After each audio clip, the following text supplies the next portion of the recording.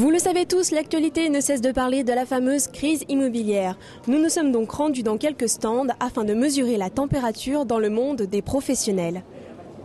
Si je vous dis crise immobilière, qu'est-ce que vous me répondez? Eh bien on commence et rendez-vous l'année prochaine pour aller pas bien du tout.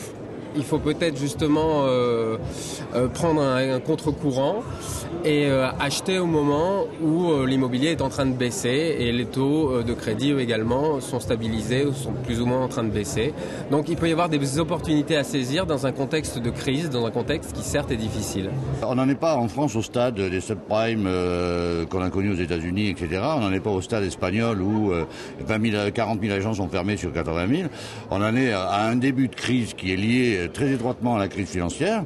Aujourd'hui, qu'est-ce qui paralyse un petit peu nos métiers? C'est simplement et essentiellement le fait que les banques ont serré un petit peu les boulons, que aujourd'hui un acquéreur ne peut plus obtenir un crédit relais parce que les banques sont frigides, ont peur que les prix se tassent et donc prêter de l'argent ou sur un produit qu'on n'est pas certain qu'il aura la même valeur dans 6 mois, il est clair que ça pose un problème pour les banques. Ce qu'il y a de sûr, c'est que ce qui a été fait aux États-Unis, on le paye. Et qu'on a aussi besoin d'une purge dans notre métier.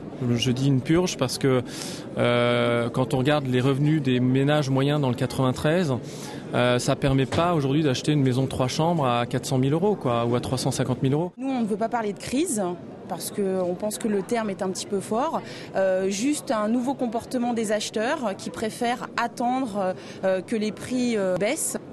Sachant que chez nous, on a une petite baisse sensible, mais rien de bien catastrophique. C'est vrai que les personnes qui veulent investir dans leur résidence principale et la revendre 3 ans plus tard avec 200 000 euros de plus-value, c'est effectivement pas forcément la bonne conjoncture. Maintenant, l'essentiel de nos clients viennent réaliser un investissement immobilier. Pour des compléments de revenus, d'autres opérations sont peut-être plus intéressantes. La crise immobilière, à mon avis, c'est une crise du crédit, difficulté d'obtenir des crédits, manque de confiance probablement des gens, mais les clients ont besoin de se loger et il faut qu'ils trouvent un produit qui soit adapté à leurs demandes. Donc, produit de bonne qualité, une belle façade, des plans bien réalisés, des prestations de qualité, des emplacements qui leur permettront de revendre cet appartement quand ils auront besoin d'acheter un appartement un peu plus grand. On traite aujourd'hui à peu près 50 000 demandes de crédit par mois. Donc c'est des gens qui déposent un dossier chez nous et effectivement la crise n'a pas réellement changé parce que la volonté de devenir propriétaire reste très très forte en France. Donc on a toujours autant de dossiers qui sont déposés. Néanmoins effectivement c'est un peu plus dur de les financer parce que les taux ont un petit peu augmenté. On parle beaucoup de la crise mais en réalité elle n'est pas vraiment là. Il y a une forte demande encore.